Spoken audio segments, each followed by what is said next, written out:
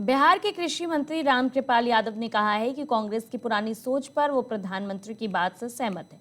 उन्होंने इंडियन कांग्रेस और Indian national मुस्लिम league का उदाहरण देते हुए राजनीतिक स्थिति पर अपने विचार साझा किए। रामकृपाल यादव ने केजरीवाल पर भी टिप्पणी की, कहा कि वो हार गए हैं और जनता के सामने रो रहे हैं। उन्होंने कहा है कि दिल्ली में उनके कार्यकाल ने नुकसान किया और अब उनका कोई मौका नहीं है।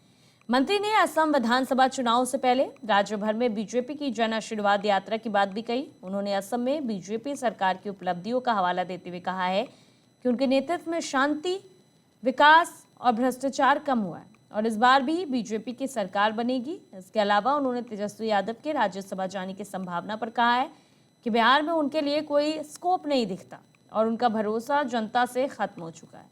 मंत्री ने यह भी कहा है कि राज्यसभा में जाने के लिए उनके पास पर्याप्त विधायक नहीं है और ये सिर्फ मैनेजमेंट के तहत हो सकता है।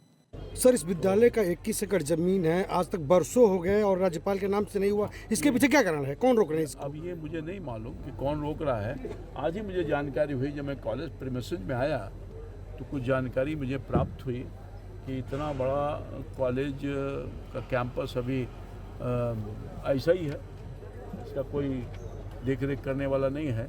तो कॉलेज में लोगों के मन में आशंका होती है कि जिसके नाम से ज़मीन है या कहीं उसके अंदर में न चल जाए।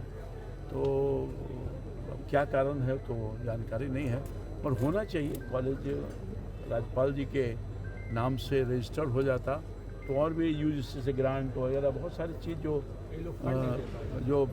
जो मानक है यहाँ पर राशि आवंटन के लिए सरकारों के